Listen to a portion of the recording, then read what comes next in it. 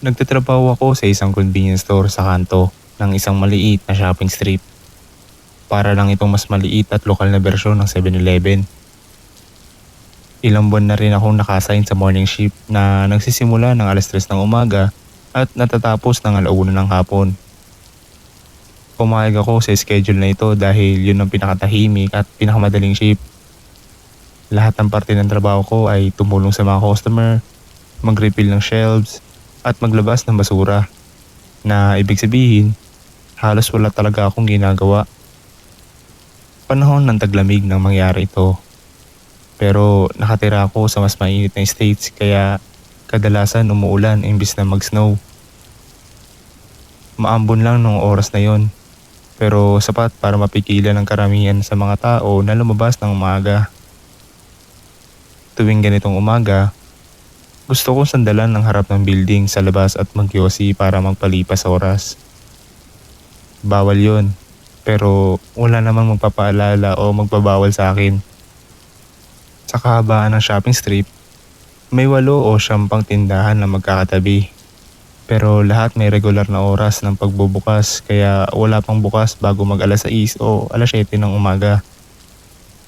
Kaya nang may sasakyan na pumarada sa parking lot habang ako'y nagyoyosi sa labas, inisip ko agad na papasok sila sa convenience store. Tinapos ko agad ang sigarilyo, itinapon sa basurahan at bumalik sa loob sa may kanto ng counter. Wala talagang ginagawa, kaya hinihintay ko lang na pumasok at lumabas ang customer para makabalik ulit sa pagiging bored mag-isa. Pero makalipas ang ilang minuto, walang pumapasok. Kaya sumilip ako sa may pintuan. Nandoon pa rin ang kotse. Nakapark malapit, patay ang headlights, at sa tingin ko, walang tao sa loob. Maambon pa rin at sarado ang lahat ng iba pang tindahan. Kaya nagtaka ako kung saan sila nagpunta. Sumilip pa ulit ako. Walang tao. Kaya pumasok na lang ulit ako. Lumipas ang 30 minutes nang walang nangyayari. Nakatayo lang ako sa likod ng counter. Tulala. Nang makita ko ang oras, 1 oras pa lang pala ako sa trabaho. Kaya naisip kong kunin lahat ng basura sa paligid ng store para itapon sa dumpster sa likod. Nilagyan ko ng bagong bag ang bawat basurahan habang inilagay sa cart ang mga luma. Habang ginagawa ko yun, may narinig akong mahinang click mula sa labas. Parang may nabali o nabasag, pero dahil sa ingay ng ulan sa bubong at medyo malayo ang tunog, hindi ko matukoy kung ano at saan nanggagaling.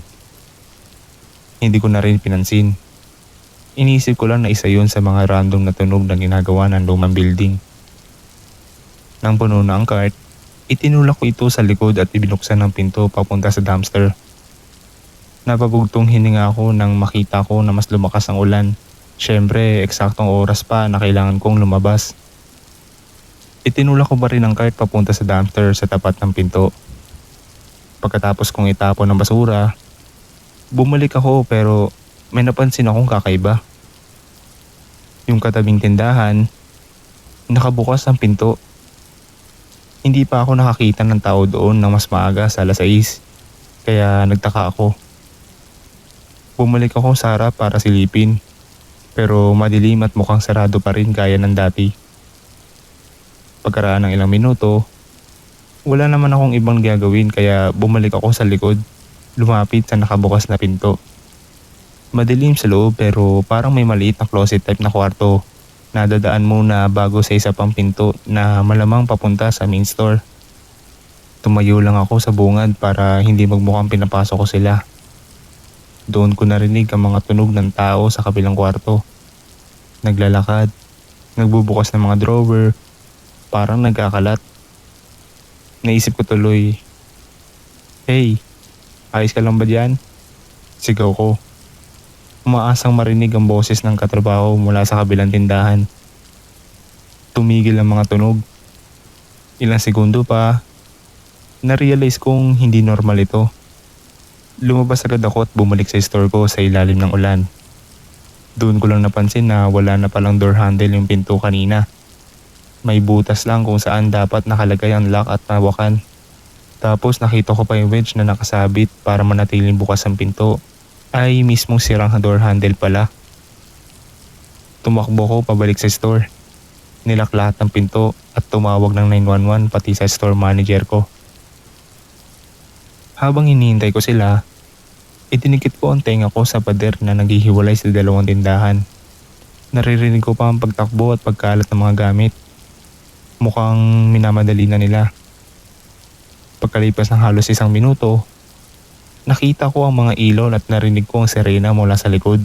Agad na tumakbo ang mga yabag papunta sa likod ng tindahan, kasabay ng sigawan mula sa mga pulis.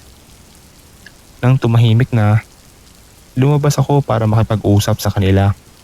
Ayon sa mga pulis, isang lalaki ang nahuli na may bitbit na unan na puno ng halos 6,000 doryal na halaga ng nakaw na gamit. May dala rin siyang walang lamang baril at iba't ibang gamit para sirain ang mga pinto at lock.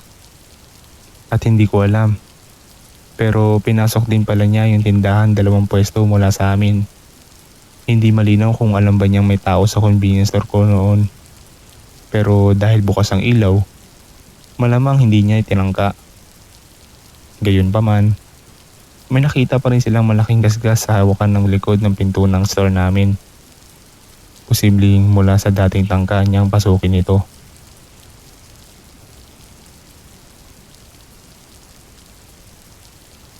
Ako ay 24 years old at nakatira ako mag-isa kasama ang aso kong si Bear sa isang maginhawang townhome hanggang 3 buwan na ang nakakalipas. Lumipat ako dito noong mag-22 ako dahil may maayos akong trabaho. Mahal ko ang bahay na ito dahil ito ang unang lugar na nirentahan ko para sa sarili ko. Pero ang 2 taong masayang pamumuhay ay nasira dahil sa isang gabing iyon. Maulap at malakas ang ulan sa labas. Araw ko ng pahinga kaya nakaupo lang ako sa upuan sa sala. Nag-i-scroll sa aking telepono. Alas 8 na ng gabi iyon. 1 oras bago ko karaniwang matulog. Si Bear ay nakaupo sa may pintuan sa likod at nakatingin sa labas. Bigla siyang nag-ungol at tumakbo papunta sa akin. Senyales niya na gusto niyang lumabas. Tumayo ako at pinakawalan siya sa labas. Saka isinara ang pinto at nanatili ako sa kusina. Kahit na townhouse lang ito, may maliit na bakod na naghihiwalay ng mga bakuran. Kaya hindi ko kailangan mag-alala na tatakas si Bear. Dapat ko rin banggitin na hindi siya malaking aso. Maliit lang at mabalahibo na parang teddy bear. Mga 15 to 20 seconds lang matapos ko siyang palabasin, narinig ko siyang umuungol at tumatahol.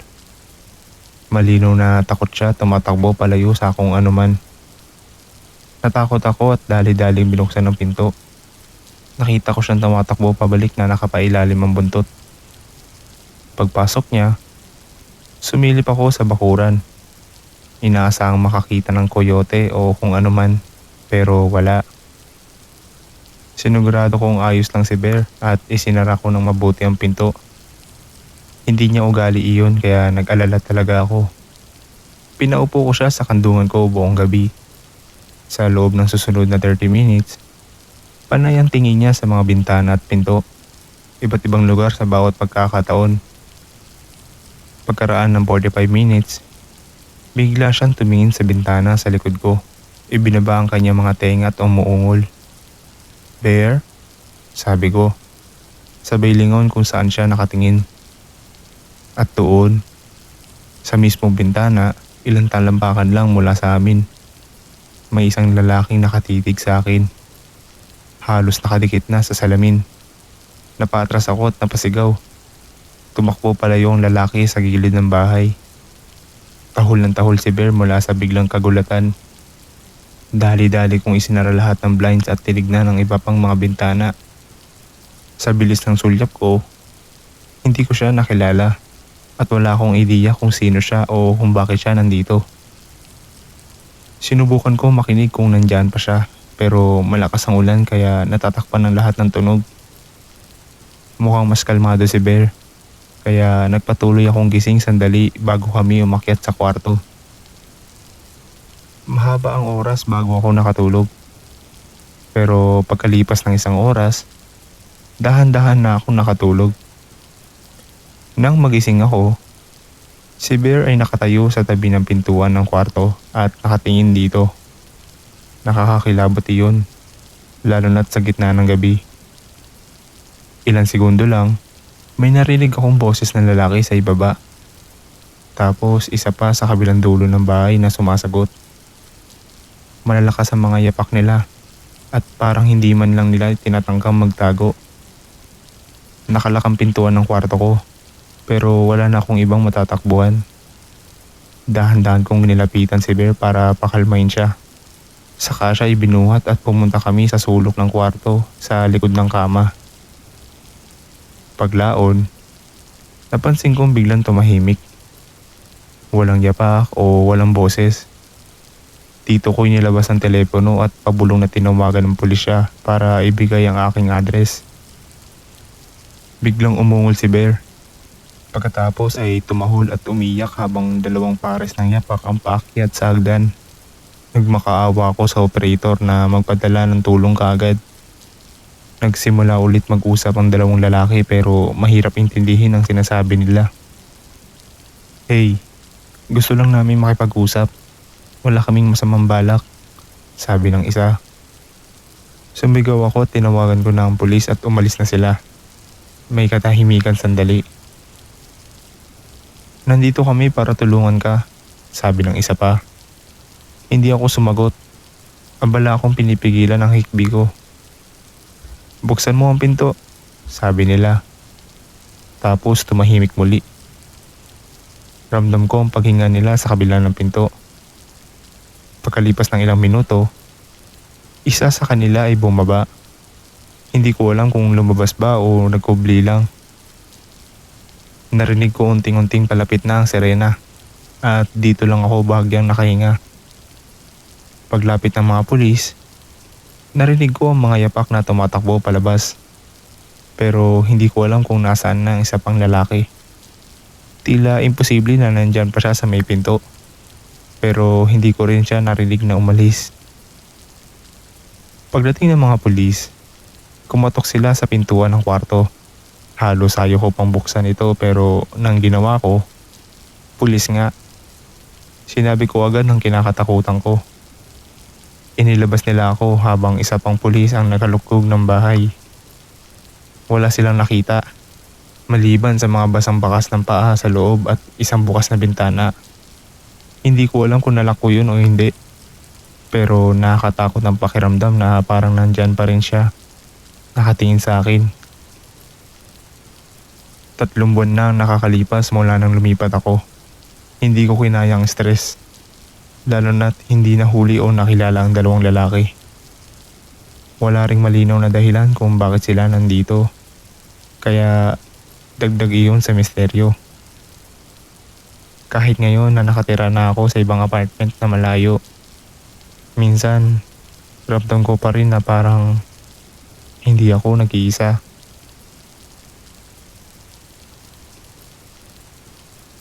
Nagmamaneho ako pauwi galing sa bahay ng kaibigan ko. Gabi na noon. Hindi ko eksaktong alam ang oras pero kung huhulaan ko, mga 2:00 o 3:00 na siguro ng madaling araw. 20 minuto lang ang layo ng bahay ko na hindi naman ganoon kalayo dahil karamihan ng mga bahay dito ay magkakalayo. Dahil sa ulan at kakulangan ng mga poste ng ilaw, mahirap makakita kaya mas mabagal at maingat akong nagmamaneho. Makalipas ang 5 minuto, huminto ako sa isang traffic light. Nakared ako, pero may isang asul na kotse sa kabila na nasa kalsada, bahagyang nasa gitna ng intersection. Bukas ang mga headlight nito at lahat, pero nakatigil lang ito sa green light. Hindi ko alam kung may problema o baka natutulog lang ang driver. Na magpalit ng ilaw, dahan-dahan akong umabante at umiwas sa kanila. Sinubukan ko pang pasimpleng silipin ang loob ng sasakyan habang dumadaan. Pero natatakpan ng ulan sa bintana ko ang paningin ko. Ilang segundo lang matapos ko silang lampasan at magpatuloy sa daan. Lumiko ang asul na kotse at sinundan ako. Ibig sabihin, hindi ito sira. Tinutukan ko ang mga salamin ko.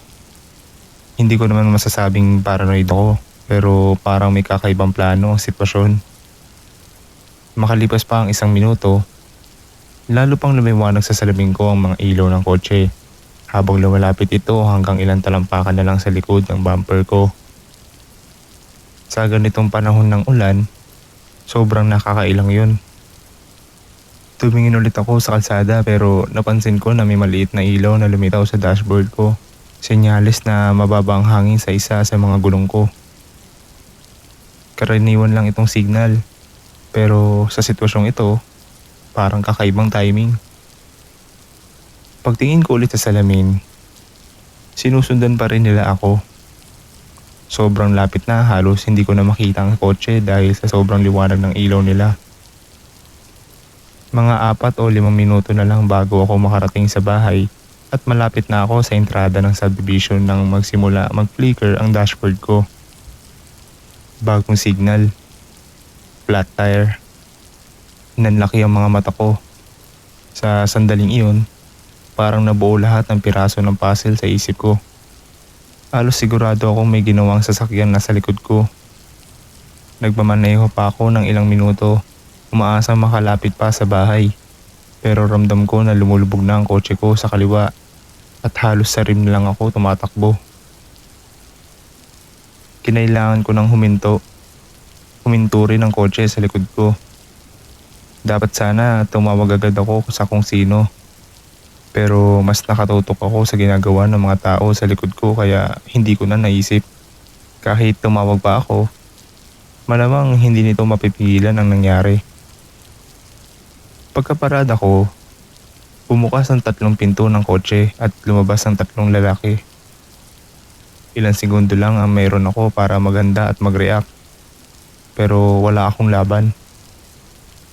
Tumakbo sila papunta sa kotse ko.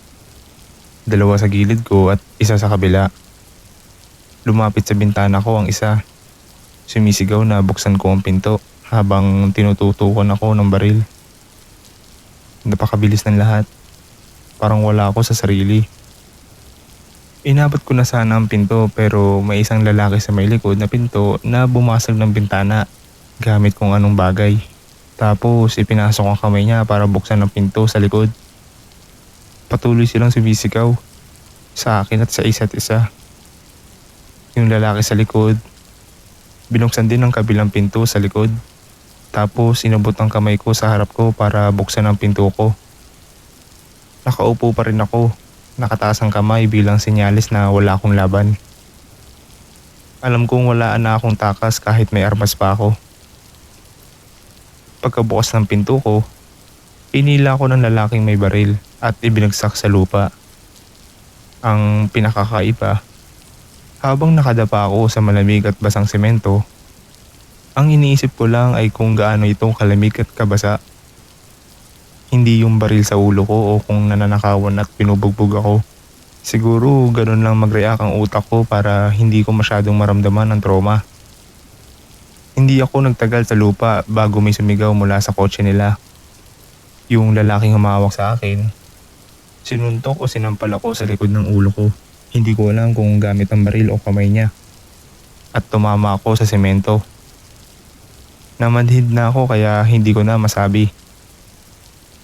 Narinig ko na lang na nagsara ang mga pinto ng kotse nila. Tapos umalis sila. Gumulong ako. Parang tuliro pa rin at pilit bumangon. Kinuha nila ang cellphone ko kaya napilitan akong imaneho ang kotse pauwi at tumawag ng pulis pagdating ko na lalo lang nakasira sa rim ko. Walang nangyari sa investigasyon. Natuklasan lang na sinadya nilang maglagay ng maliliit ng spike sa kalsada sa intersection na dinaanan ko. Swerte na isa lang ang tumama sa gulong ko at hindi gaanong nakapinsala kumpara sa madalas. Malamang, plano na nila akong tambangan agad pagdikit ko sa trap. Pero sa huli, wala pa rin itong pinagkaiba.